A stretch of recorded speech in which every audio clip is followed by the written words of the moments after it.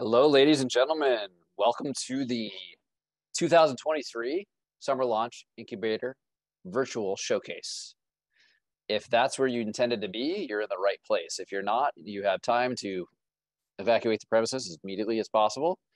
Without further ado, we're going to kick ourselves off here with a warm welcome from our founding director of Georgetown Entrepreneurship.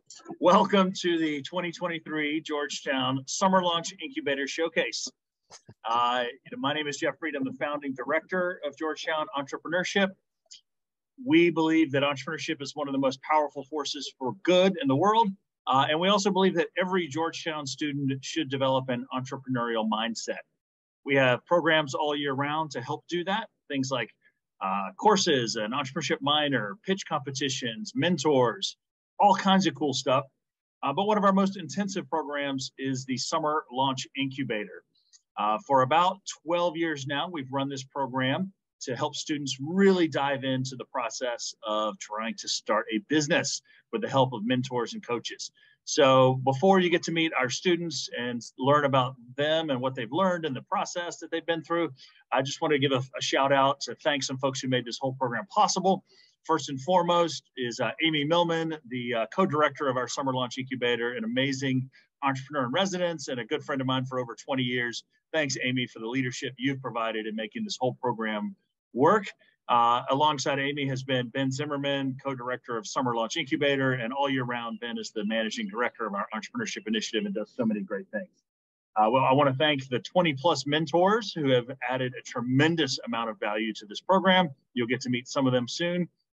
And then last but not least, a big shout out to our entrepreneurship advisor, Georgetown alum, entrepreneur, founder of Dyla Brands, and the person who helped make this program possible through a philanthropic gift is Neil Premkumar. So thanks to Neil for making the whole program possible. And of course, to all the students who have dedicated the last several weeks to this process, we really thank you so much. So with that, I turn it over to Ben Zimmerman for the rest of the show. Go, Ben. Thanks, Jeff. You're very, very clutch to arrive on time there. I really appreciate it. And we'll get the video. We have one more video. We'll figure out entrepreneurially how to screen that with sound later. In the interim, I'm going to share my screen again. As Jeff shared about all the amazing people that have gone into contributing to the Summer Launch Incubator for 2023, Aveline Argo, Jacob Stiglitz on my team, integral in so many ways in basically supporting the students and the ventures and the mentors in the process. Can't thank you all enough. You'll hear from Aveline and Jacob throughout this evening. So I wanted to give them a warm welcome and excited for them to continue on this evening. So the way we go about the Summer Launch Incubator is a little bit different than a normal classroom setting.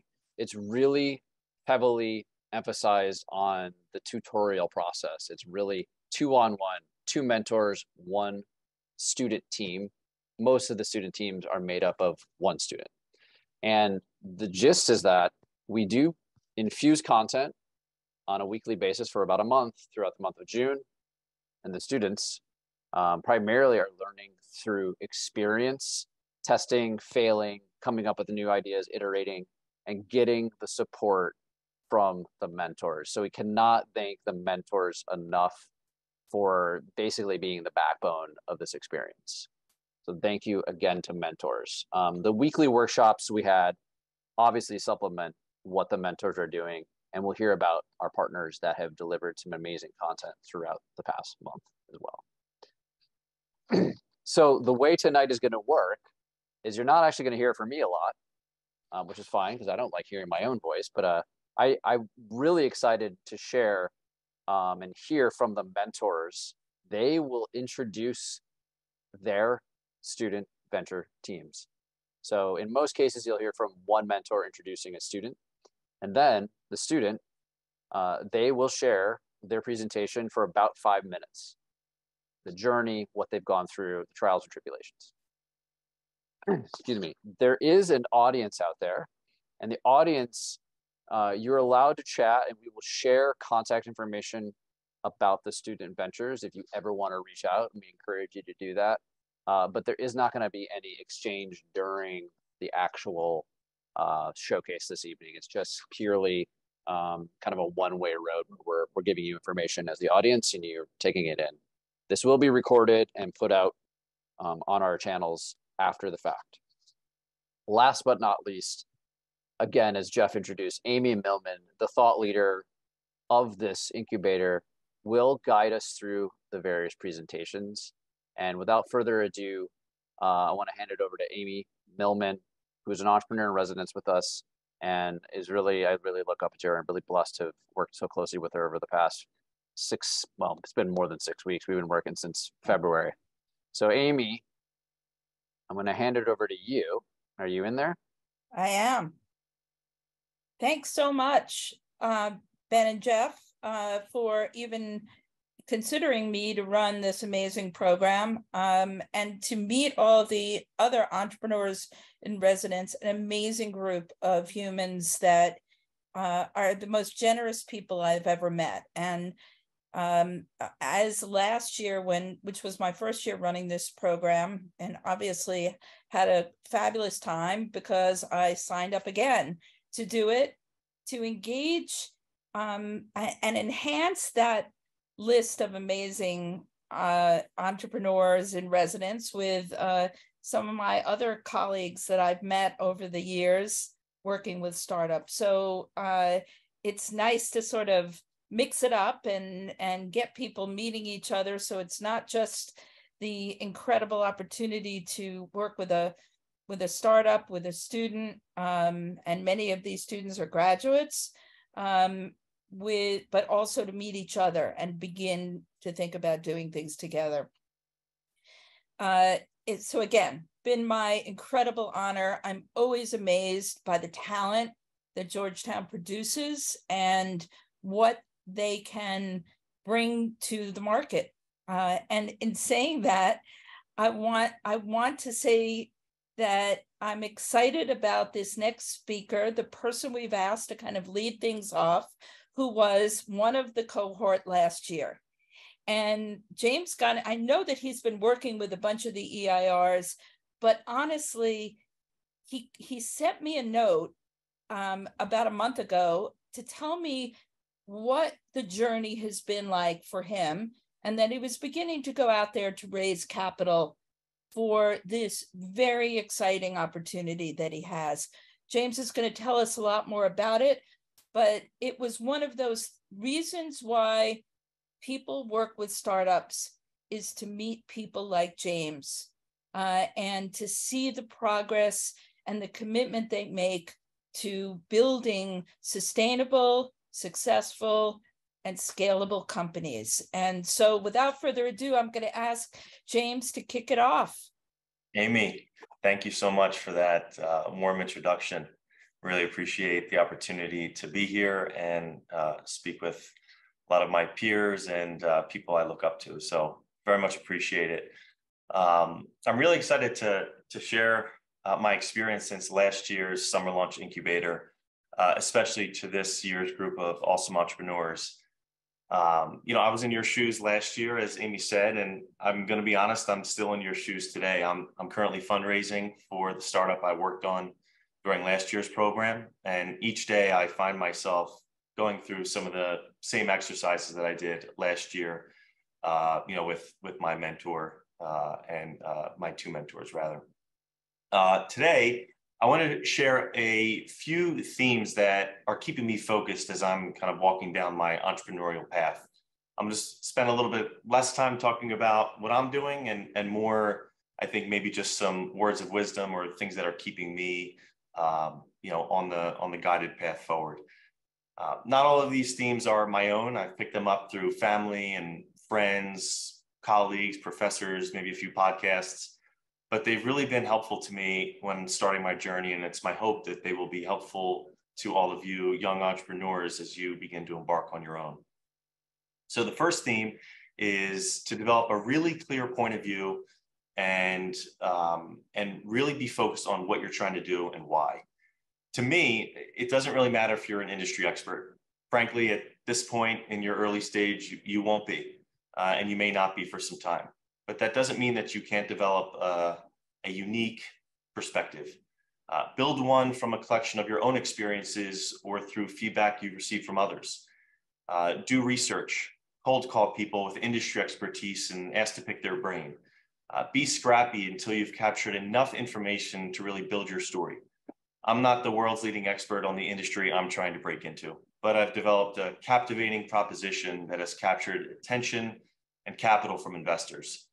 My point of view was developed from selling enterprise software for the past 10 years. My point of view was developed through numerous discovery calls with potential clients and through my own personal experiences. My MBA, which I just completed from Georgetown, gave me the tools to understand the market I plan to operate in and the subset of the market that I wish to serve. And where my expertise may run short or run dry, I've surrounded myself with the right people who see things differently than I do.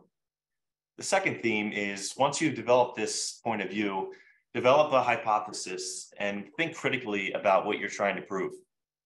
When I started my company about 18 months ago, I knew that I was on to something. I just knew it in my gut, but I needed to come up with a way to test and prove this hypothesis. I couldn't just tell an investor, hey, I know it in my heart. I had to be able to prove it. And at the time, I was a full-time student putting my way through grad school, and I didn't have the means to build this full-scale platform that I envisioned. So I came up with a way to test this hypothesis that I had using free off-the-shelf tools. I stitched them together and was able to run 2 successful pilots with Georgetown. I got really clear on what I was trying to prove so that I could demonstrate to investors with data why my business concept would work. I needed to prove that my client and their user would adopt my technology, that they would be able to budget for it and spend money on it, and that it would have a clear line of sight to driving value for their organization. We were able to prove all of these things right out of the gate. Now we had to figure out how to turn it into a business, which leads me to my third theme. And what I've spent really the last year working on is identify a problem that's worth solving. When Reservoir initially launched about 18 months ago, we were creating and distributing digital commemorative tokens, or NFTs, to students at college graduation. This was fun, it was relevant at the time, students loved it, and it helped us generate some meaningful revenue. But we weren't directly solving the core challenge that our clients were facing. We weren't addressing the problem worth solving. Using the feedback that we gathered from interviews, from industry research, and from other resources, we pivoted. And today we're focused in a completely new direction. We're developing a software platform that we believe will be the credentialing layer of the internet. My last theme is kindness. One of my favorite professors at Georgetown McDonough was Lee Pinkowitz. Every class, Lee would end the exact same way: be kind to yourself and each other. This stuck with me because we're often told to be kind to one another, of course, but not often does somebody say, be kind to yourself. As all of you begin to embark on this entrepreneurial journey, give it 100%. Do it with every bit of energy you have. But as you go down this path, go easy on yourself. Strive for greatness, but also cut yourself a little bit of slack too. You may strike out on your first few at-bats. It's okay. You may strike out again and again. That's okay too. Believe in yourself, the vision, the product you want to bring to market. Be bold. Don't be afraid to fail, and don't be afraid to think differently. Amy, back to you. I think we could have spent the entire time talking about your journey and the amazing experiences that you've had and the resources that you've used to propel you forward. And we're going to find other opportunities to be able to have you share parts of your journey. But thank you for those words of wisdom. I don't think any of us could have said it better. We're going to move on. And with that, I would like to introduce Preserve Pedal, run by Lucinda Bakken, and her mentors were Kat Wynn and Lisa Friedlander, and Kat is going to introduce her. So take it away, Kat. Great. Hi, everyone. My name is Catherine Nguyen, and I am a 2001 graduate of Georgetown College. I'm also a practicing attorney in the DMV area and the founder of Wild Willet Food. For this summer launch incubator, as Amy mentioned, I had the honor of mentoring Lucinda Bakken and Preserve Petal Company. Preserve Petal Company allows you to keep your special occasion flowers forever. It's a really unique and valuable service that they offer. Throughout this program, Lucinda worked through, the first thing was product market fit. Is there a market for this service? Lucinda has a really unique background. Both her parents are florists, and she is actually provided the service through her parents' company in Madison, Wisconsin. So it was a matter of figuring out whether or not she could launch the service here in the DC area. Another aspect that Lucinda worked through was operational and logistically how that actually works, and what her business model looks like and how to acquire customers without a huge budget. So where she landed, I'll give you the high view, but I'll let her speak in detail. But Preserve Petal Company is going to partner with florists in the DMV area to offer an extension service to brides through their bridal package. Lucinda would offer the opportunity to preserve their wedding bouquets from their wedding event. So I'm really, really excited about the work that Lucinda has done. She's a true entrepreneur. She's hardworking. She's scrappy. I'm really proud of what she's accomplished so far. She's made a lot of headway in establishing these partnerships, and I'm really excited to see where this company goes. Without any more delay, I'd love to introduce to you Lucinda Bakken and the Preserve Petal Company. All right. Hello, everybody. My name is Lucinda, and I'm the founder of Preserve Petals. So a little bit about me. I'm currently a junior in the MSB studying finance management and statistics. Like Catherine said, I'm originally from Madison, Wisconsin, where my family owns and operates a small wedding dried flower shop that specializes in dried bouquets and arrangements.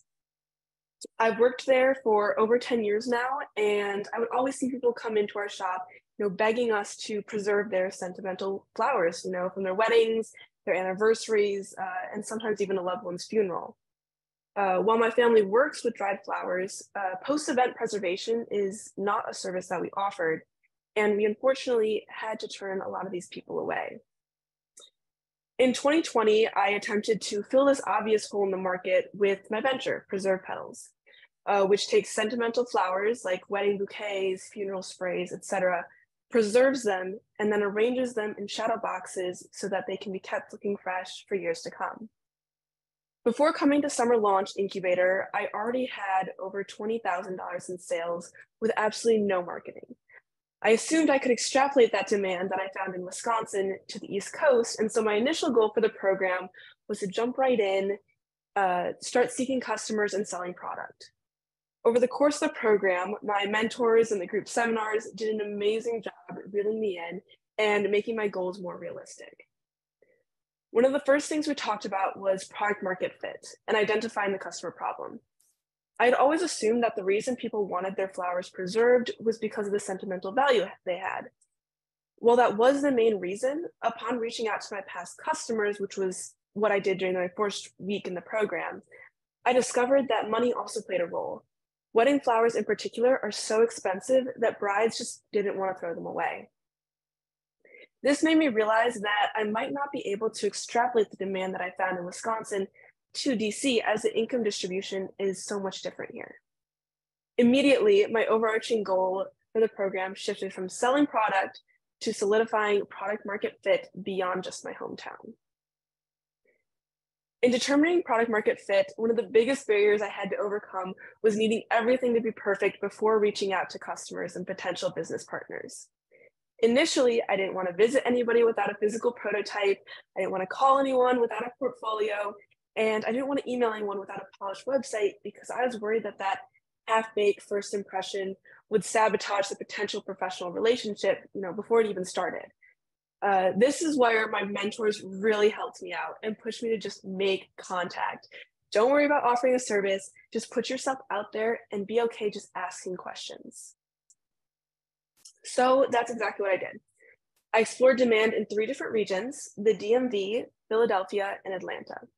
I was able to find about 300 florists and funeral homes in each of these areas, and after reaching out to over 900 businesses, I received 26 email responses, 4 in-person meeting invitations, 11 business owners willing to schedule calls with me, and 2 DC florists who invited me to their storefronts. So what's next for me? First, I plan on building on the progress I've made. The majority of the people I heard back from were from the DMV, but I believe that's just because they were the first people I reached out to and the only ones that I had time to follow up with, which made a huge difference in terms of responses. I want to finish out the market research in the regions I've already identified, as well as conduct a similar survey in Madison to see how the results compare. I'm also going to expand the groups of people I'm reaching out to. Earlier in the program, I tried reaching out to wedding planners, in addition to florists and funeral homes. But unfortunately, we are in the midst of wedding season, and so many of them were unable to find time for me. I want to try reaching out to them again during quieter wedding months, as well as get into direct contact with some local brides, since they are my real, authentic customer. And then, after establishing product market fit, hopefully in DC, I want to start offering my business as an extension service, as Catherine mentioned, to florists and funeral homes, starting with those I've heard back from in the area. One perk of originally wanting everything to be perfect and ready to go was that I actually found a workspace via Georgetown where I can manufacture my products on campus without having to worry about any additional costs. So I'll be able to start as soon as I'm ready. And that's it for Preserved Petals. That was my journey through Georgetown's Summer Launch Incubator, and feel free to reach out to me with any questions, comments, recommendations. I'd love to hear it all.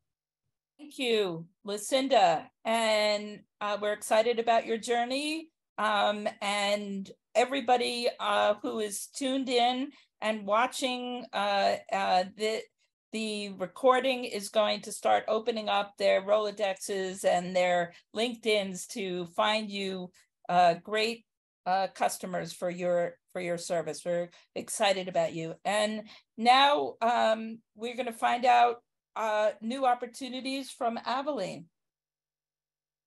Thank you so much, Lucinda. Thank you, Amy.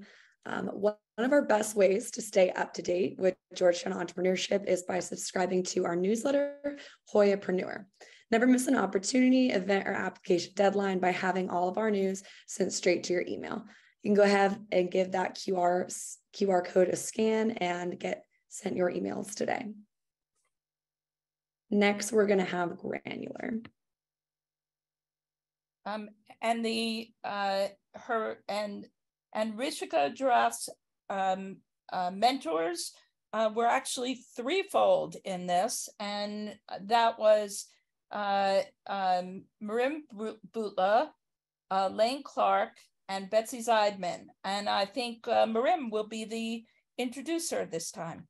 Yes, thank you so much, everyone. My name is Dr. Marim Butla, and it's been my honor as a Hoya Class of 2020 School of Continuing Studies program in Diversity, Equity, and Inclusion to serve again as an SLI mentor this summer. I'm most grateful for Amy and Ben's stellar mentor matching skills, because it's been an absolute treat to collaborate with Lane Clark and Betsy Zeidman as we mentored Rishika Jarat this summer. Rishika focused on further defining the product market fit for Granular. What is Granular? It is a machine learning measurement tool that helps assess the potential value creation as well as the actual return on impact investment on the financial, social, and environmental levels. I was very honored to have witnessed Rishika's global learning journey and was most impressed by her high IQ and EQ, especially her humility, vulnerability, and grace as she faced and juggled the continuous trade-offs of having to pay attention to so many elements that are required to build a venture. All three mentors wish you, Rishika, the very best as you keep conducting customers' interviews and validation to identify whom your product might be a must-have for. I'll pass it to you. So first and foremost, thank you, Mim, for the kind introduction, and all three of my mentors for making this an incredible experience, honestly. So over to me. Hi, my name is Rishika Jared. I'm from India and a recent graduate from the Masters of International Development Policy program over at the McCourt School of Public Policy. I've worked in the development space for over 5 years now, and this was across different stakeholders prior to coming to Georgetown. Now, many investors want to invest in innovations that have a positive impact on both people and the planet. However, there is no reliable and consistent way to actually evaluate the impact. This stands true for roughly $2.3 trillion worth of investments that are made in the impact investing space. Granular will change that by introducing a machine learning tool that dramatically improves both the speed and the accuracy of assessing impact investments. As a development professional with Environmental Defense Fund prior to Georgetown, I had to wear many different hats. Specifically, there were decisions to be made with respect to an investment that ranged from the due diligence stage, the strategy, design, and implementation stage, and thereafter to the post-stage stage. At the very beginning of this value chain, I had to analyze viable test beds based on certain success criteria. The tedious nature of this task while integrating complex variables led me to the same point. There has to be a better way to approach this. Human cognition has its limitations when we make assumptions, and machine learning tools can be leveraged here to address this. My experience has ranged for working with an implementation organization that took care of state and national government projects, thereafter an international organization that gave me the insight into the gaps in this space and the need to drive efficiency in the impact investing decision-making process. The customer discovery and validation process across different stakeholders in this landscape was to understand how each stakeholder defines impact, what are the pain points in their decision-making process, and what could the value proposition look like for the tool I intend to build. Measured impact investments have intent, they have contribution and measurement systems very well defined, while intended impact investments usually just have the intent criteria satisfied. And as you can see, stakeholders exist within this continuum. The SLI process included conducting 15 interviews or calls for representatives from the family offices, fund managers, for-profit corporations, foundations, as well as consulting firms. And these stakeholders focus on investments in the sustainability or the ESG space specifically. The interviewees were then further identified as per customer types. So that means buckets of, say, being a potential end user, the ultimate decision maker, the economic buyer, or even potential recommenders or sub-orders. So for instance, a consulting firm strategy team would see value of using a decision support tool of this nature, integrated with credible data systems. However, they would not indicate the same to the client because it would dilute their value proposition. So this essentially highlighted the need as well as gave an insight into what the features could look like for the minimum viable product. While I'm well on my way to validating the problem, that started during this process, that further validation is going to continue over the next couple of months to understand what the features are and learn more about what the solution could look like. Specifically, questions of the nature that what could an early adopter of this tool look like? The access to the networks and guidance on what the right questions are, what are the pathways to use to seek those answers would not have been possible without the Incubator experience. The rich information sessions and guidance from all three of my mentors have taken an idea from a piece of a research paper from my third semester political economy class to a defined roadmap about how to approach building the platform, what are the questions I should be asking along the way, and what the operational legal business entity could look like. The focus on the next phase of the validation process will be establishing more explicit value, as well as understanding if the product is a must-have or a nice-to-have, and if there are differences in the assessment based on the features in question.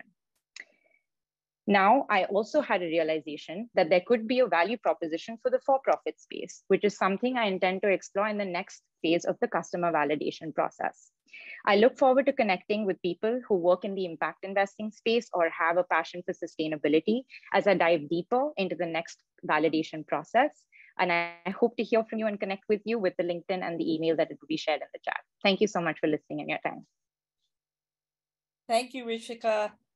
Your journey has been so amazing from the first time we spoke to you and how your assumptions have evolved. Thank you so much for that. And I hope, I mean, given that Georgetown is such a bastion for impact investing and social venture opportunities, I'm sure you're going to be flooded with advisors and supporters. Aveline, what's next? Thank you, Rishika. Again, that was with Granular. Got 2 minutes. Georgetown students enter the battle of ideas at this elevator pitch style competition designed for early stage ideas, Rocket Pitch. Thousands of dollars are at stake, and any student with a bright idea can apply. Interested in more pitching practice or opportunities for a cash prize, and even to see more creative Georgetown minds, go ahead and give that QR code a scan and check out more information on our dates soon to come. Next up, we'll be introducing Jim's Crown. Hi, I am Liz Tennedy. I am a 2007 graduate of the college where I studied government and theology. So even the theology majors can end up in the startup world.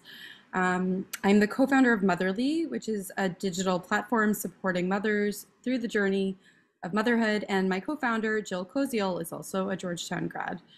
But this summer, I had the great pleasure, and I absolutely loved working with Rebecca Leathers of Gem's Crown. She has built a company that's on a mission to empower people with textured hair, particularly women of color, through apparel that protects and enhances their style, while also spreading empowering messages to their customer and through their customers.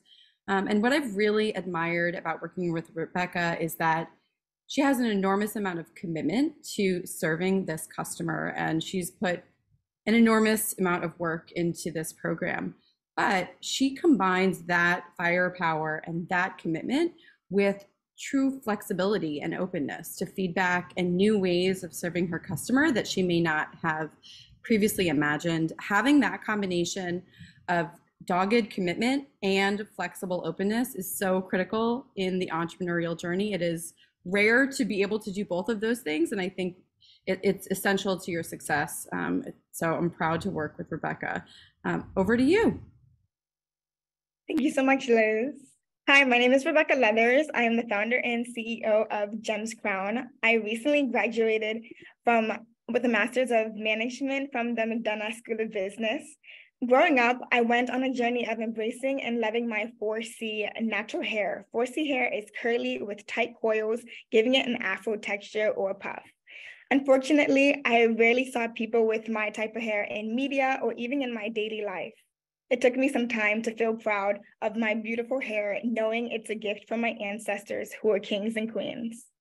That's why I created Gem's Crown. Gem's Crown was made to empower the millions of people with curly and coarse hair just like mine. I believe that your hair is your everyday crown you never take off, and for that reason, it's important to protect your crown.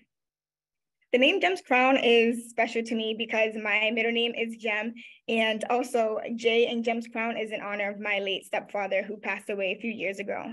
He was a true king in my eyes, and that's why Gem's Crown with a J came to be. We solved the problem of having unhealthy hair as a result of friction with materials such as cotton and polyester that sucks out moisture, leading to dry and dull hair, split ends, and long-term unhealthy hair and length retention problems. This can in turn lead to lower self-confidence and self-esteem, as many times when you look good, you feel good. And I also experienced that myself. I personally experienced knowing that if my hair doesn't look good, sometimes, that can go into how I act in various settings of my life, such as academically, emotionally, professionally, you name it, it's likely there. In addition, there's a lack of inclusion in the hair care and fashion space, and Gem's Crown meshes these two worlds together. Our solution is to reduce friction with material such as satin and silk, which is more delicate on hair, and putting it into hair protection products that can in turn help to increase confidence, help to increase inclusion in the hair care and fashion space, and ultimately while incorporating affirmations and encouragement, motivate and empower its users in improving mental health. During my experience in SLI, I had so many different goals. And here's a list of the many goals I had. And I'd like to highlight the three main ones, which were to finish my MVP, build an email list, and also establish a relationship with my manufacturers and suppliers. There were numerous key actions that I had that involved researching the different patents and trademarks of my competitors, and also creating a 23-page go-to-market strategy, articulating all the steps needed to go from raw product to in hand for the customers in 3 to 6 months. In addition, I worked on marketing material, created a survey to get information from customers in terms of doing customer discovery, but also I was prototyping and set up a pseudo company to begin testing the product design that I have in mind. I had some major findings and involving patents. I learned that the satin insert that I first started to go into is it does have opportunity to have a patent. It is very patentable as there's nothing in the sphere today. But even so, with the current opportunities with having satin inside of over-the-head articles of clothing, such as hoodies and hats, those are not currently patented. So there's opportunity to start off with those products, which I intend to do, and then expand and offer my satin inserts once this is happens with a customer base. And in addition, I was able to find a list of suppliers and manufacturers that were very reputable. I created over 10 designs and also am more knowledgeable about the cost and timeline as well. And I did learn that it's important to go through with testing, hence why I began looking into what it could be, whether it's a luxury product that I would like to go into or a more accessible product I would like to go into. And that's why I began setting up this pseudo company so I can get that feedback and implement that into Gems Crown upon launch. I had numerous revelations and lessons. I learned that it's important to give myself grace. I had a list of goals that I shared, and I made steps and great efforts towards each of them, but I did not 100% get to them as all of them because it was a pivoting process. I learned that it's okay to pivot. I learned that things change. I went from an insert to having a different product as of right now.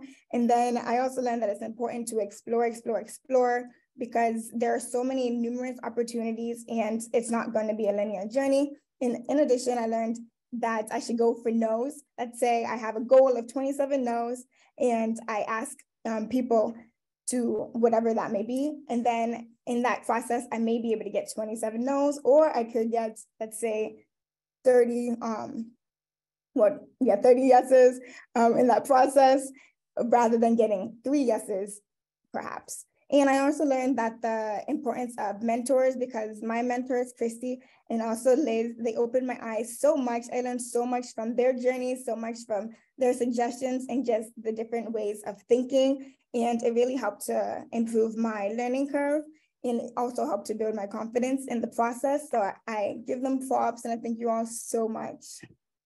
My next steps is to continue building my pseudo company, Queen's Crown. We have the logo. I began with the website as well. And even I identified a manufacturer I'd like to work with their minimum order quantity of 50 pieces. And I'm going to be selling those pieces once they're received and receive that feedback in order to see what's working well, what do customers want, and how I can implement that to launch successfully with Gems Crown. So please remember, you don't have to sacrifice your hair's health for fashion again, especially since your hair is your everyday crown you never take off. And that's exactly why Gems Crown is here to protect that. Thank you so much. Thank you, Rebecca. That was fabulous. Your journey has been so interesting. Your original goals were so ambitious. And it's not that you haven't continued with that. You just have decided which ones you want to focus on first, which is really the fabulous process.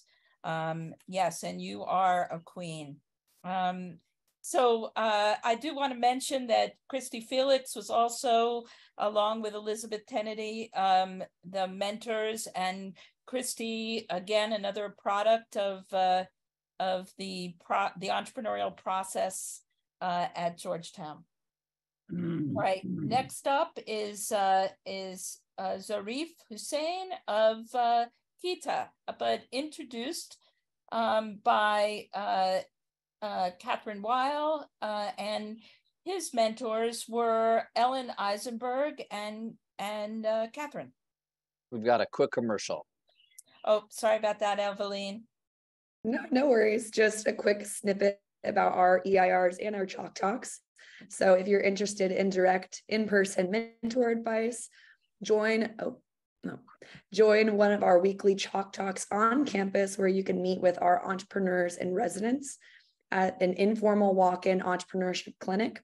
Here you can discuss goals, business ideas, career choices, or whatever coaching assistance you desire. Learn from our experts and check our EIR page on the website. Go ahead and scan that code to find out more information and select some EIRs to reach out to. And next we have up Kita. Hi, I'm Catherine Weil, and I've had the privilege of getting to mentor several students through SLI and the BART Tank. This summer, I got to work with Ellen Eisenberg as my co-mentor, and we got to mentor Zarif, who is preparing to launch Kita here in the United States.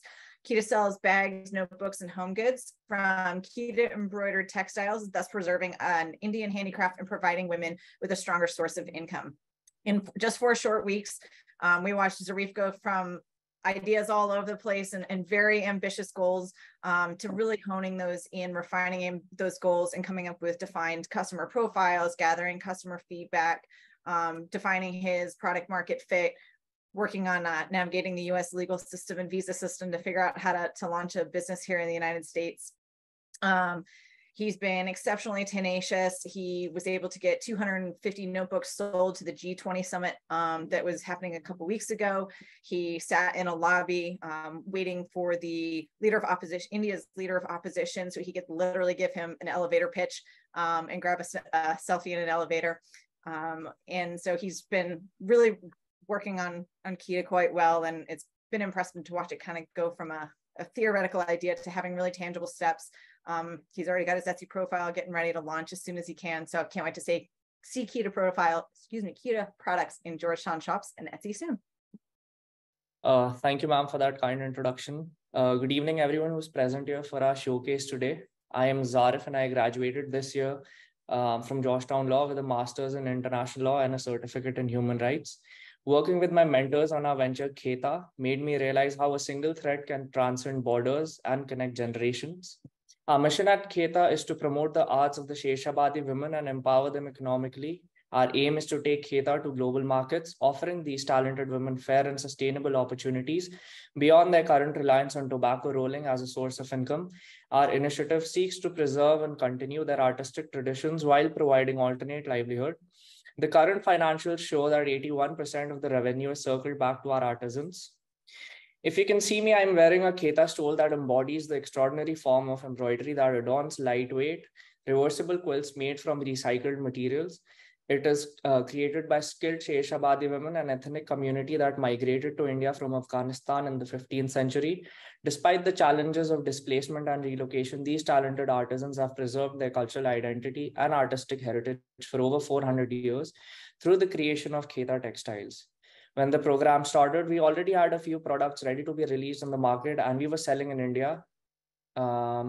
We also had worked on getting Kita global recognition. I'd like to share 2 of my favorite milestones we achieved while promoting Kita before SLI started.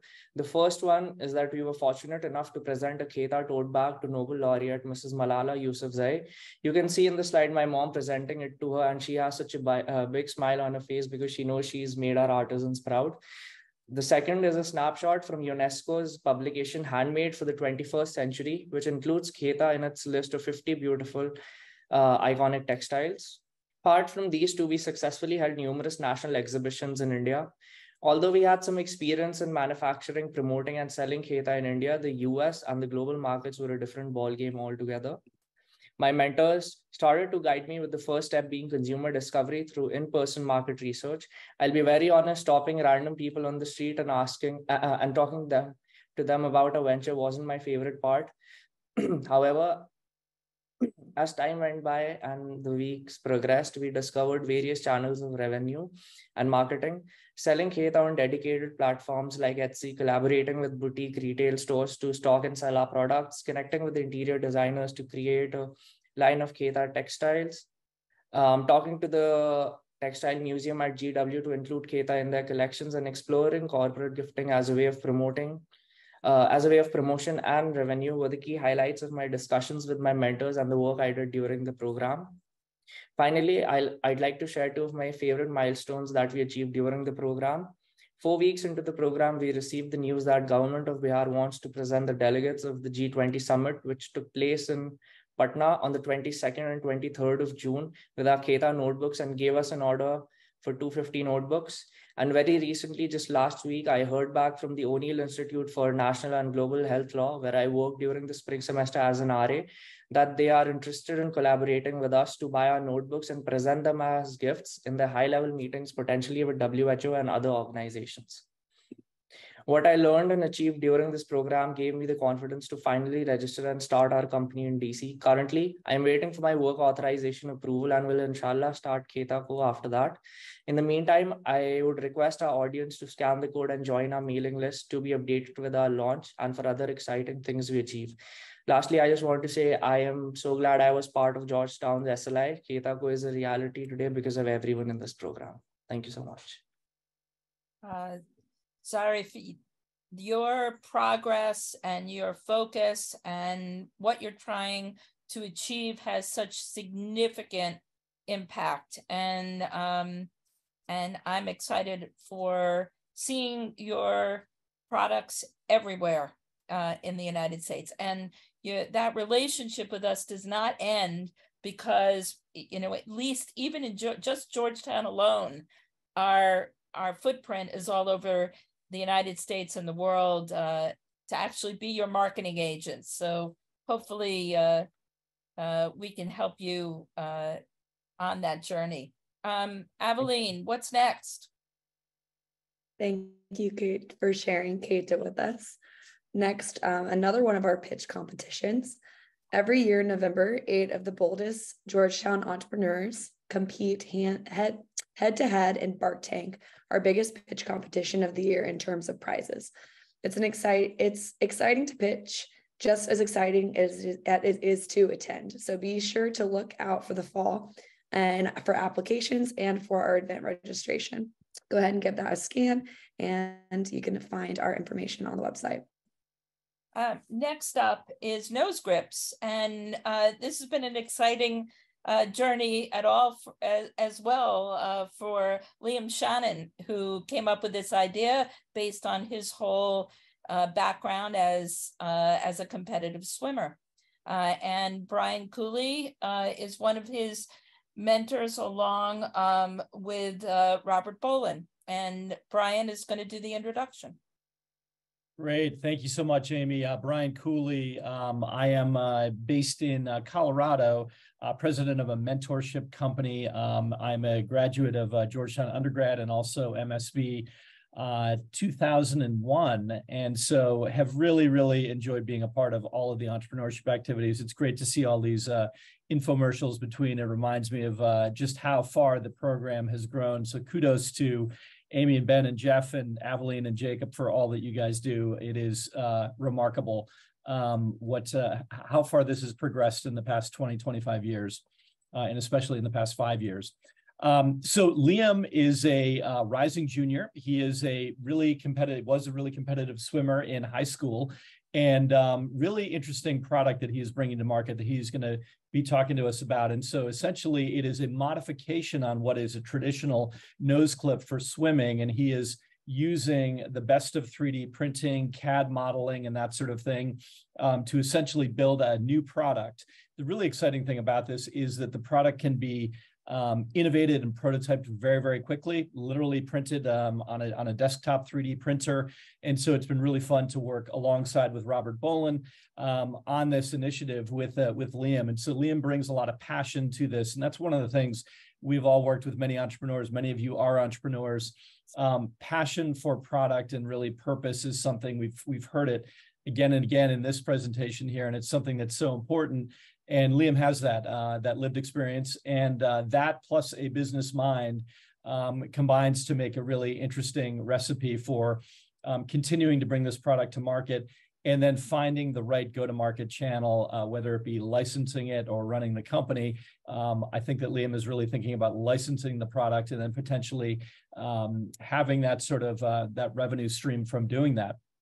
The things that Liam is really going to be focused on over the next couple months is iterate as much as possible, and then making sure that there's a strong product market fit, understanding more about the uses.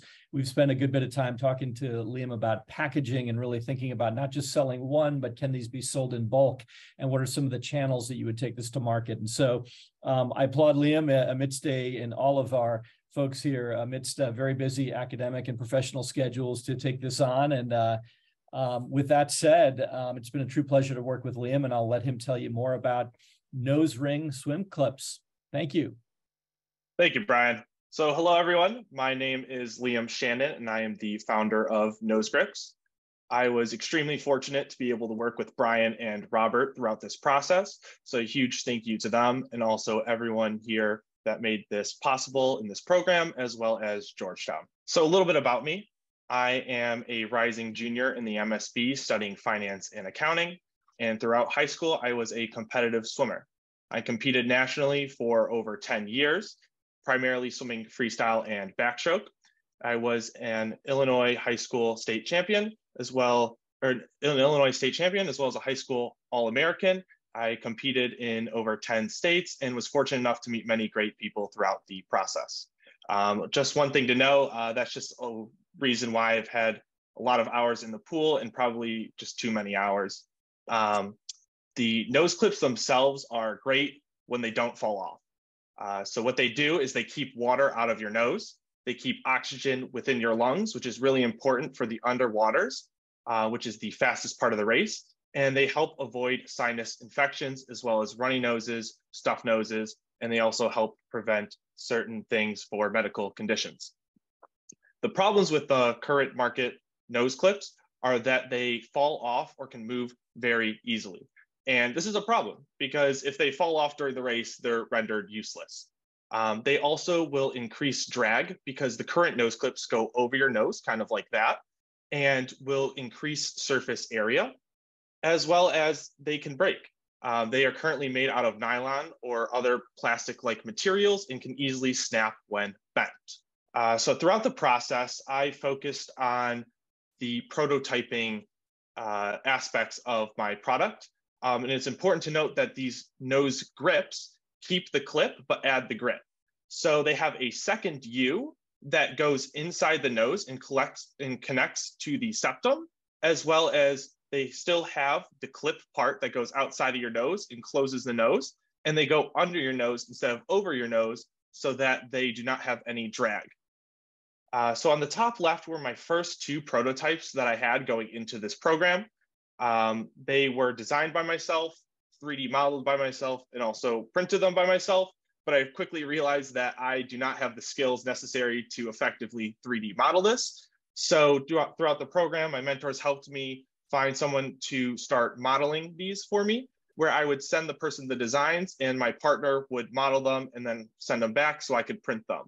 And in the first wave of iterations, I focused on creating a smaller inner U, whereas the outside U was longer. And then later focused on adding more comfort aspects by changing the bulges. And finally, in the latest iterations, we made the nose clips rounder so that they naturally close your nose. So on the left, that is the current nose clip, which goes over your nose, is a singular U and easily falls off. Whereas on the right are the nose grips that have two U's, one that goes inside your nose, one that goes out, still closes the nose, goes under the nose, and will not fall off. Some other things that we were able to accomplish throughout this program were legal aspects. We filed as an LLC and also filed another utility patent, as well as moved those patents to the LLC itself. The product, we focused on 16 different prototypes and are still working on it, but have improved greatly from where we started. We found a 3D model partner who has been helping us create the product itself, and have talked to a manufacturer who will hopefully help us produce this product when we want to sell it. Marketing wise, we rebranded to Nose Grips and also got the web domain nosegrips.com. And we spoke to some swim coaches in the Chicago area who offered to try out the product for us, give it to some of their swimmers and give us some feedback. And lastly, market-wise, we quantified other markets that would potentially use this product, such as synchronized swimming, as well as found a new market, which would be for medical uses.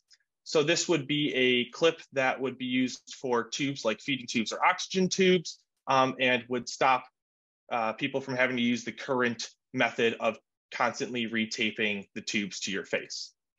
The next steps include finalizing the prototype, manufacturing it so we can end up selling it, creating a website, and with these sales going to a swim company to sell or license the product.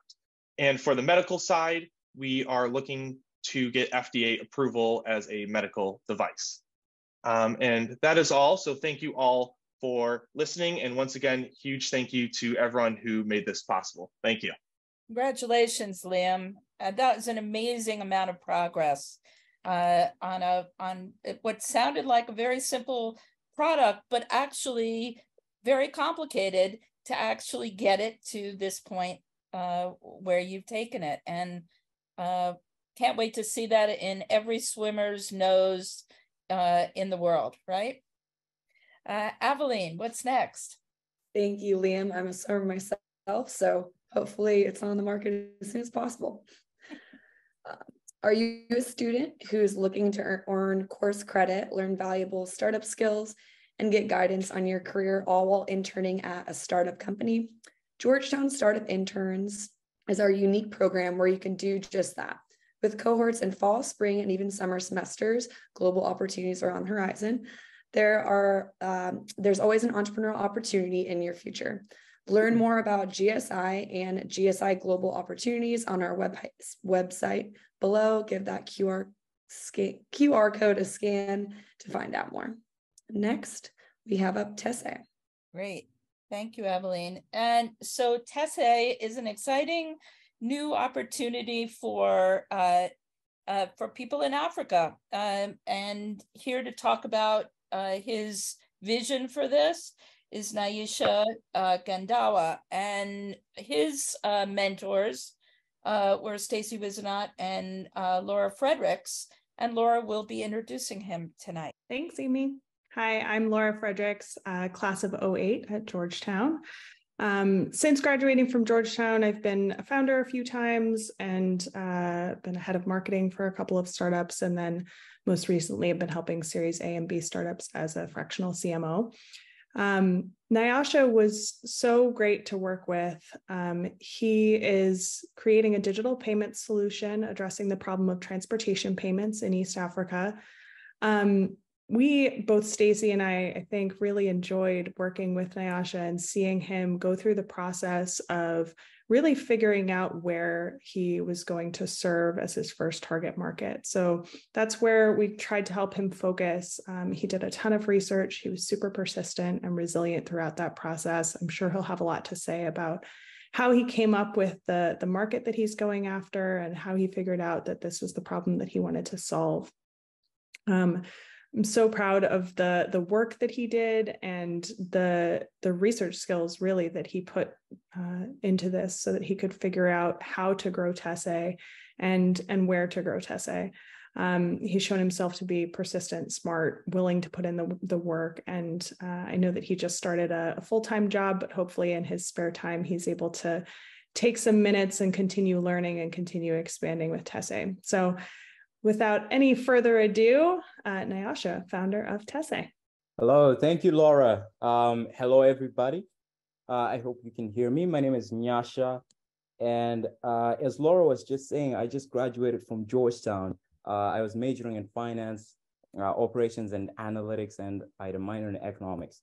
Now, in case you're curious, my accent was largely cooked in the Southern African country of Zimbabwe. And today I'm going to be representing TESE, which will eliminate cash payments in Zambia's public transport system in favor of a digital payment system. I was working on my thesis last year, and it had not crossed my mind that I would be wanting to start a business. But sometimes when a topic grips you so much, you begin to see opportunities where you initially wouldn't have. And my thesis was on government responsibilities in money. It was involved in an arm of economics called monetary policy. I'm not going to dwell on that, but if you want to take a look at it, I'll send it to you after this. The topic of TES's interest is how people will pay for things. And our minds and our gears were focused on taking into account the geographical limits and commercial context. Now, the product is in no way sophisticated. You're going to see soon. But the challenge is not a small issue. Digital payments are expanding aggressively, but not all people on the planet have a mobile phone. And at TESE, we're committed to saying that they shouldn't need one. But let's talk about the industry and the decision to focus on Zambia. You can see here, people use public transport all across Africa, which is typically comes in this small van called a combi or a minibus. And two things about this is that when you pay the bus fare, it is the smallest transaction of the day. And that means there's value in making it digital. Think about paying for something that costs 38 cents. It makes sense to have a digital way to do that. And it is also the most frequent transaction, which is helpful from a business perspective, because sometimes in business, we say we want to rely on volume. Why Zambia now? There had to be a lot of thought into this. And thanks to Laura, Stacy, Amy, all of my mentors, it wasn't just one brain. There were a lot of gears going into this. My condition going in was it had to be in Africa. But the bottom line is any foreign market involves risk, and we had to think about the political and business opportunity. Now, here's the data. I'm just going to skim through this, but the short of it was Zambia was the best market. And if we want to think more about it, it is in a fertile cluster of digital payments and for possible expansion across the borders of Zambia if we want to go somewhere else. Right now, we have a website prototype that you can see here on the right. That's my partner. His name is Will Nimoy. He's a great coder and has been a fantastic person to work with so far. And we had together a total of 10 interviews from across the border in Zimbabwe. Our product is designed largely in response to the information we gathered. And it will be a database that stores records of transactions and overlays the product on existing mobile payment services. What would matter to the customer is that the individual customer would only have to use a card with a QR code. And that way, we think we can significantly lower the costs and barriers to use in the digital payments sector. A little bit on the evolution of the problem.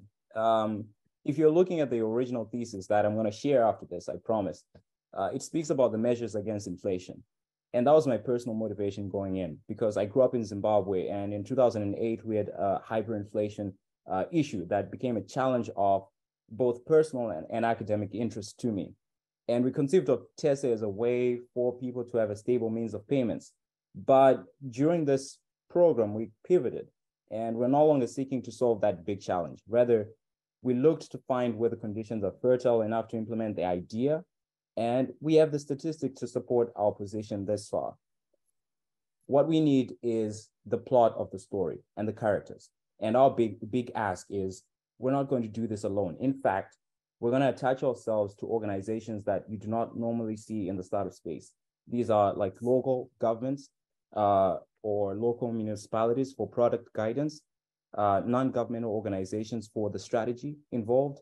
And if you can get us in touch with organizations interested in this sector of innovation, the IMF, the IFC, USAID, local municipalities in the sub-Saharan region, I think that would be awesome. For now, thank you so much for listening. And thank you, Laura. Thank you, Amy. Thank you to all the friends of TESE. It's been a pleasure working with everybody.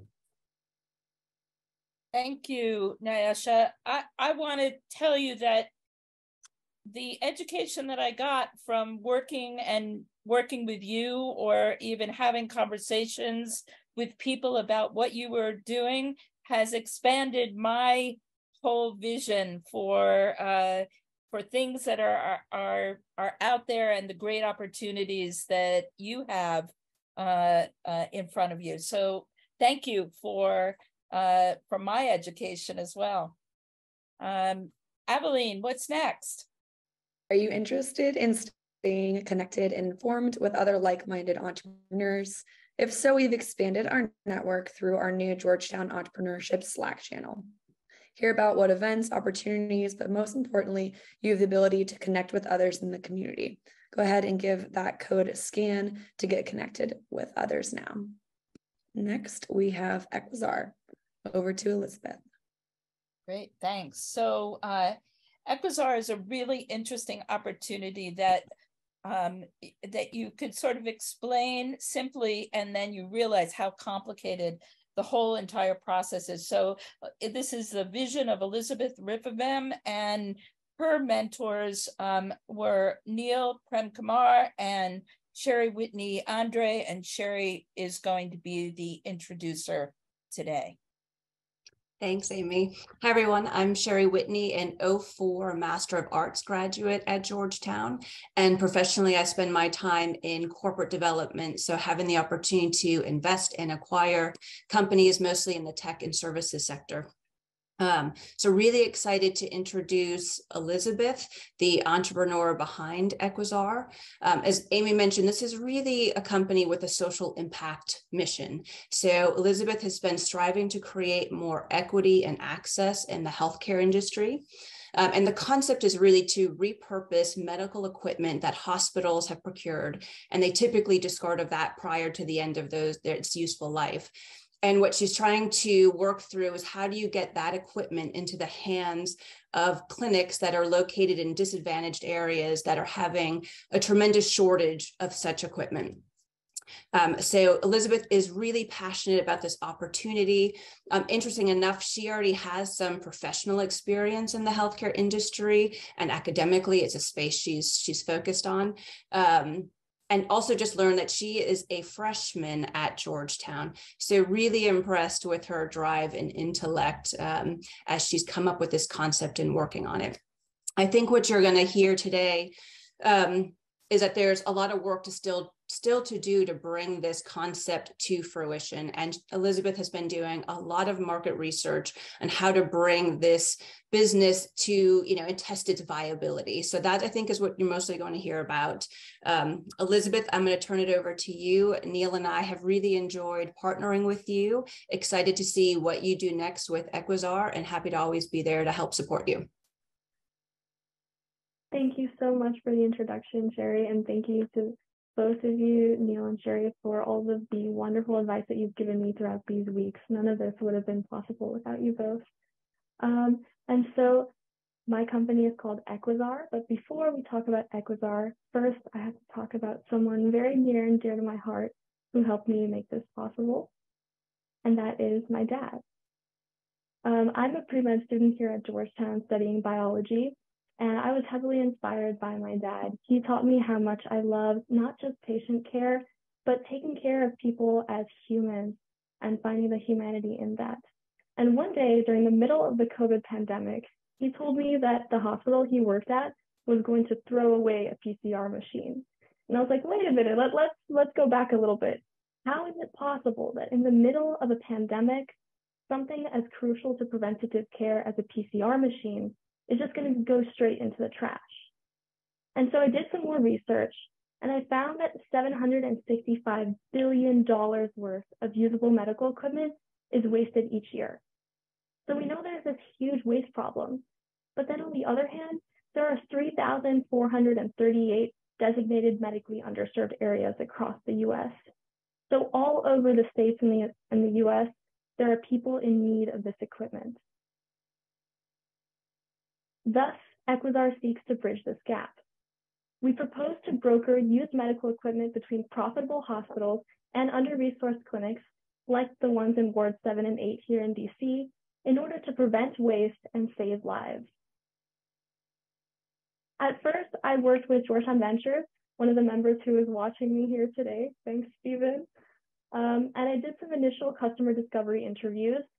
My hypothesis was that hospitals would want to partner with Equizar because it's a great way for them to add value to equipment they've already spent their money on, as well as improve their sustainability initiatives. Meanwhile, clinics want this opportunity to be able to easily improve the quality of their care by finding cheaper and high-tech healthcare equipment. So through SLI, I sought to validate this hypothesis.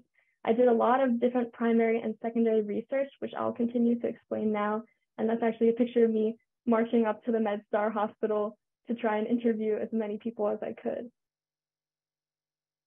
First, I looked at the market landscape, so trying to understand how a piece of equipment moves throughout the healthcare space and what my potential competitors would look like. Once a piece of equipment goes from the manufacturer and to the hospital, there are two pathways for it to go to. One, like the PCR machine that my dad was talking about, straight into the landfill, becomes a piece of junk, it's scrapped, and at best, thrown away.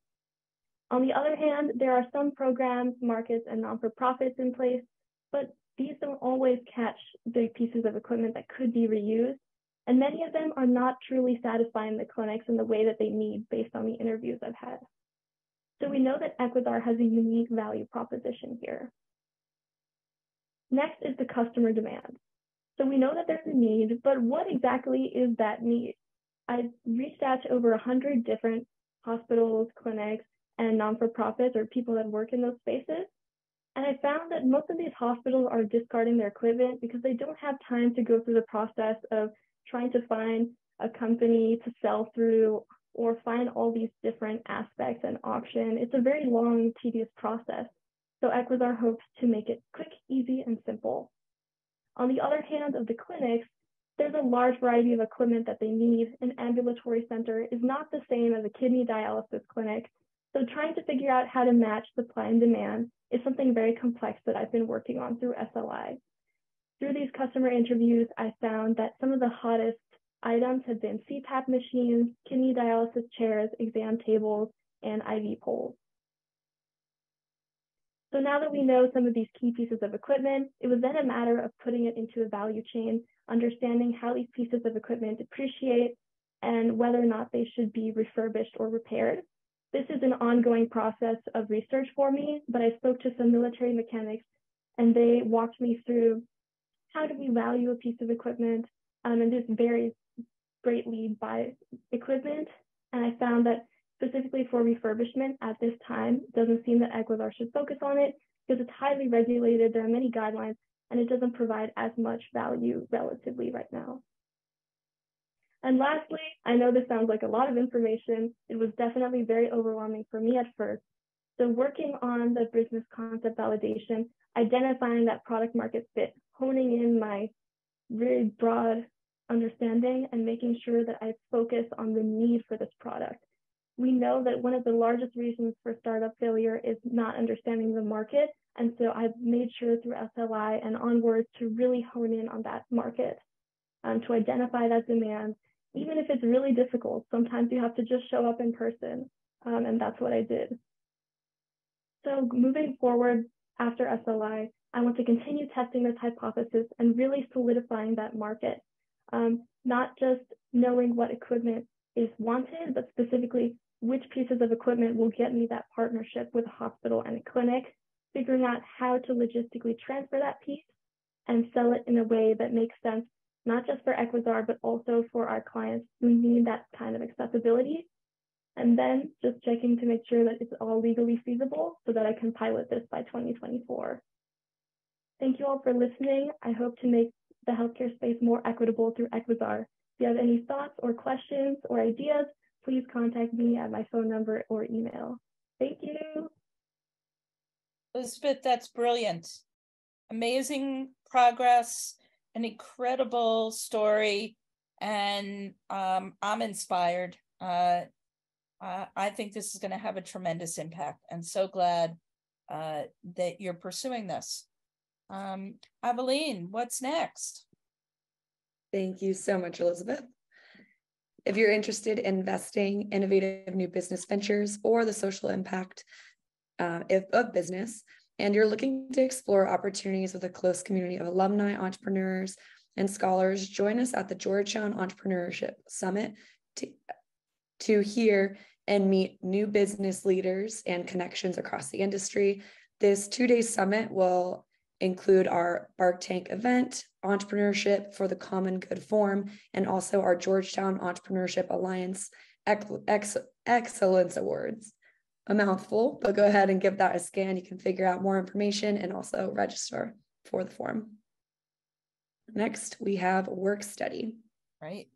So Chuma and Rebecca had a great idea and a proposition, and it was based on the fact that probably they win the prize for having the most internships during their undergraduate, their college career, and with the brilliance of mentors Mike Malloy and Dave Goldberg, I think they've made a tremendous advance. And hopefully, Ben, we have their video to be able to show. Mike Malloy, this is Max, and along with Dave, we've had the pleasure of mentoring Chuma and Becca with work study through the summer launch incubator program.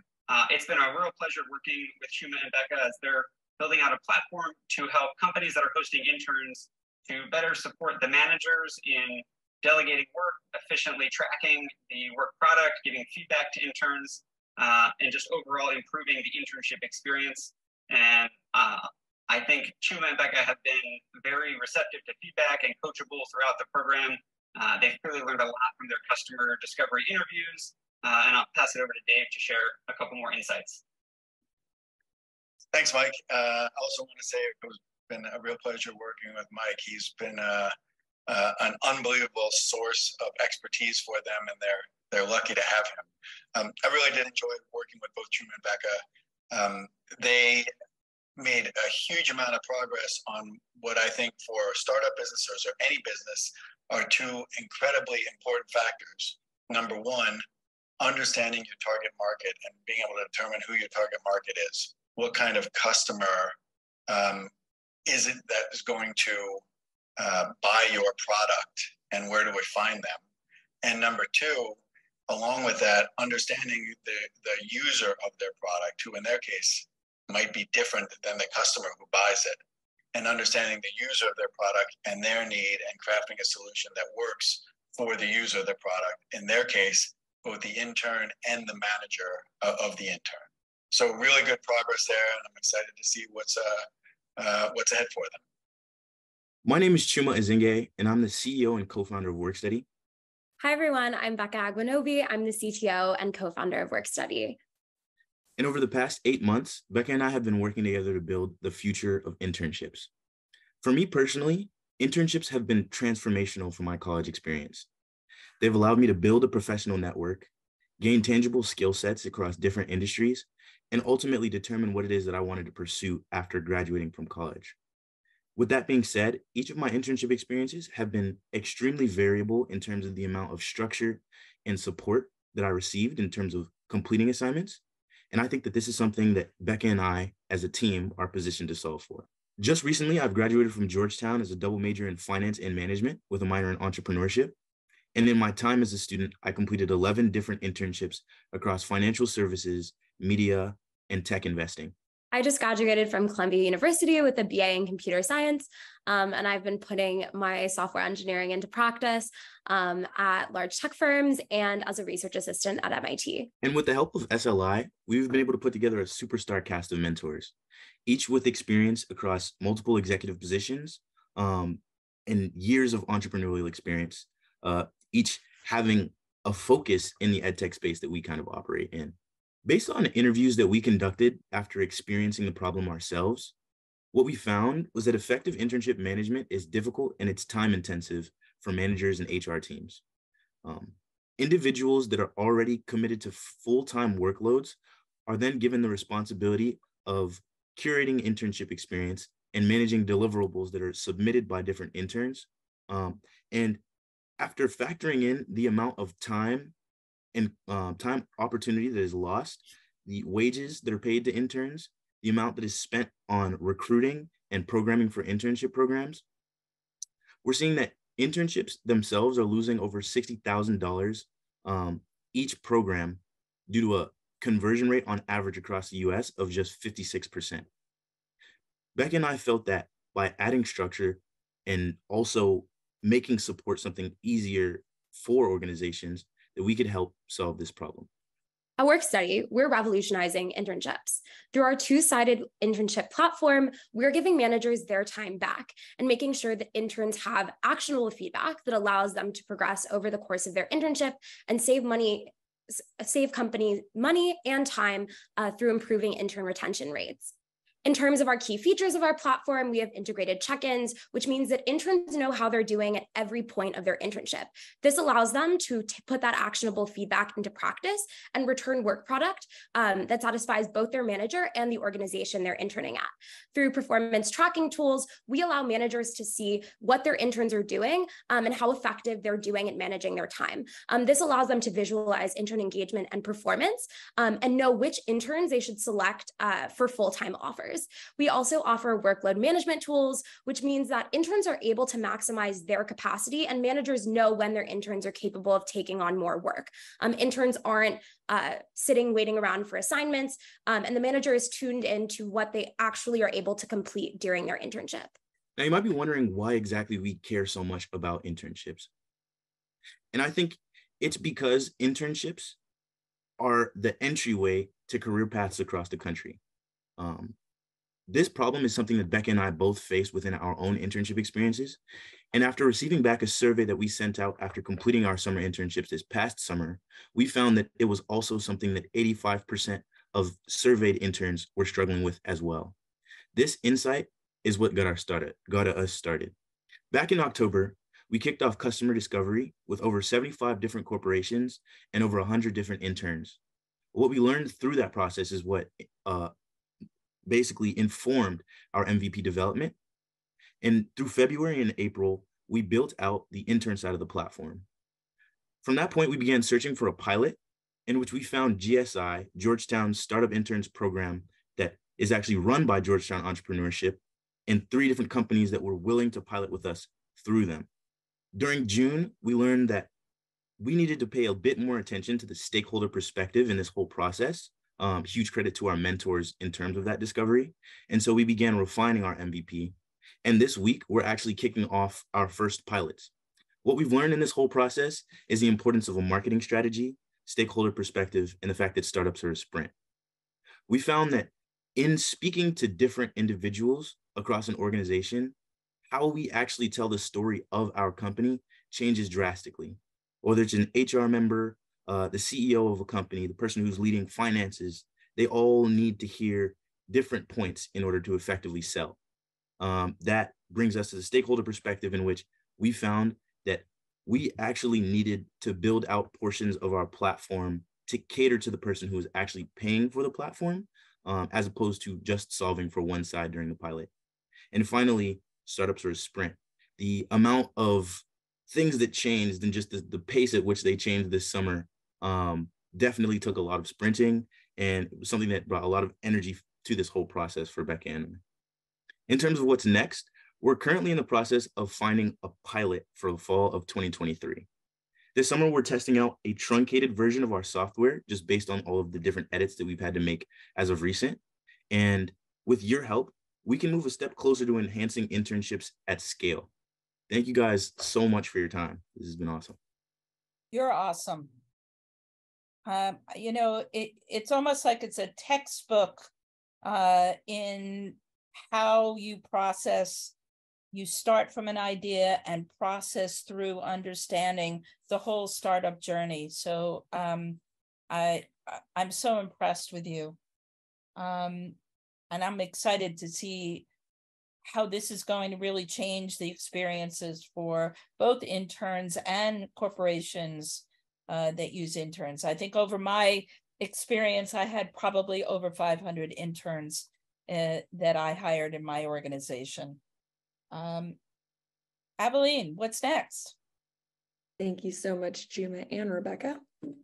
And we're very excited to have Aiden with us today. He's the energy in the room, as well as the music and the art. And his mentors were Robert Sherry and Roz Carter. And I think, Robert, you're going to lead us off. Thanks, Amy. Aiden does have a lot of energy and a lot of passion. I'm Bob Sherry. I'm a Hoya alum and parent. And this is my second year with the Summer Launch Incubator. I really love doing this. And this year I'm collaborating with my new friend, Rose Carter. Rose is an executive in resident and a Hoya parent. Rose and I each have 20 plus years as startup founders and mentors with a direct experience in the performing arts. I think this lended us a little bit of expertise in working with Aiden to launch his new music app called Vusic. That's music with a V. As I said, Aiden is extremely passionate and has an innate understanding that music is a universal language that has the power to bring fans together as a community. And that's whether you're listening to music or at a venue, a big event like Coachella.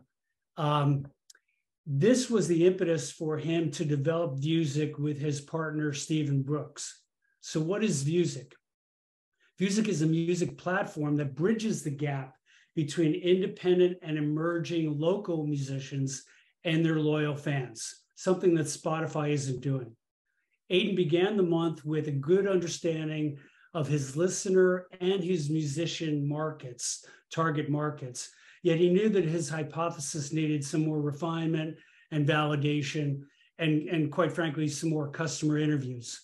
Over the past 4 weeks, he's been very receptive to our ideas, our insights, and our feedback. And this has really enabled us to iterate and adapt Vusic to help solidify the product market fit. As Rose and I can attest, these refinements have measurably strengthened the value proposition and his overall business model. And folks, that's music to our ears. Now here's Aiden. Well, thank you, Bob, for that introduction. And I will be speaking today on behalf of Vusic, a social media app by musicians and music lovers for musicians and music lovers.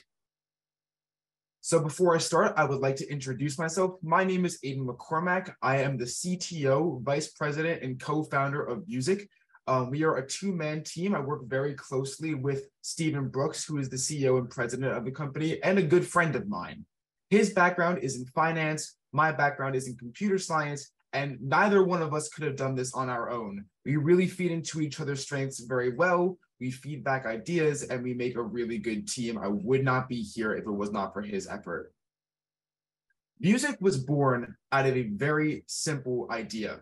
Do you really know your favorite artist? And this question can be looked at in two different ways. First, today, fans do not have an emotional attachment to the artists they listen to as compared to at least older generations or in the past. A lot of people my age will say that the song they like is a vibe or a bop, but not really resonate with the thematic and artistic messaging of it. And second of all, there's so many local artists that have no avenues to get exposure. You either need to get really lucky with an algorithm, or you need to have some kind of nepotism in the music industry. This makes it basically impossible for emerging musicians to build careers around music. Vusic attempts to address both sides of this question in a new and innovative way. I came into the Summer Launch Incubator with a big vision for what Vusic could be, the place for everything music. However, I needed some initial goals in order to get the most out of this program. First is that we wanted to narrow down that vision and figure out who we wanted to sell to and where we wanted to start.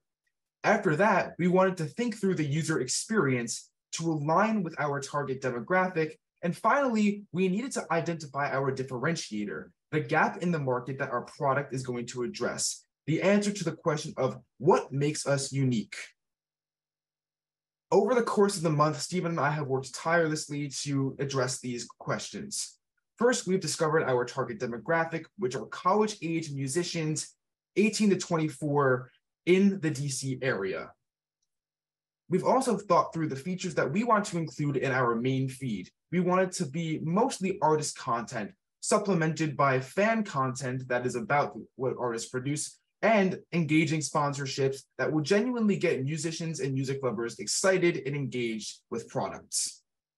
And finally, the crown jewel of what we've accomplished up to date is our user experience and user interface. While it is not yet functional, we have the aesthetic and the musician and music lover in mind with our entire experience. And this is the culmination of it, what we are looking at right now. So this is what we've accomplished to date. But what comes next? This is just the beginning. I and Stephen have no intention of slowing down. We want to launch our product by the end of the year, and we need to take care of a couple of things in order to do that first. First, we need to develop and prototype the MVP, and that is where I come in. I need to take those beautiful screens that we've designed and make them interactive and functional. I have a tentative deadline of September 1st to do this, and I will tell you how you can follow my progress at a later point. Second, before our launch, we need to partner with local artists and venues to pilot our platform. We can't have a music place without musicians and places for musicians to play. And finally, we need to launch a beta test and get as much customer feedback as possible in order to make an experience that is cohesive, engaging, and overall rewarding and aligned with our goals.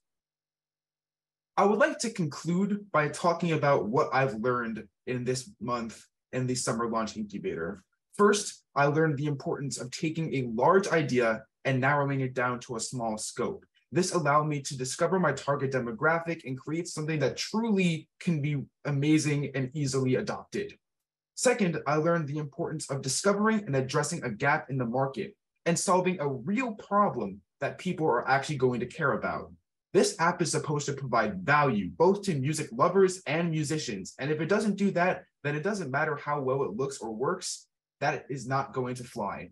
And finally, I figured out the goal of music, which is to bring together fans, musicians, and venues to enrich music communities and create the most human way to discover music. I would like to thank my mentors, Rose and Bob, and I would like to thank everyone who has helped me so far. I'd like to thank the leadership of the Summer Launch Incubator, as well as the fellow members of the cohort. If you are interested in keeping in contact with me, my email and phone number are listed above. And if you want to follow the project itself, maybe get a test flight link, our LinkedIn and website are listed below. Thank you so much for your time and appreciation, and have a musically wonderful day. Thank you, Aiden. What an amazing showcase. Every one of you have taken giant leaps. This isn't just a launch. This was a leap forward for all of you. And I am so thrilled and honored to have been able to work with you, and kudos to all the mentors for sharing their expertise and guiding these amazingly talented entrepreneurs. Ben, you want to kick us off or end us up? Yeah, I think end us up is probably a better fit. Long story short, I can't really say much more than everybody has here. It's just really cool to see everything come together, right? Really, really excellent progress.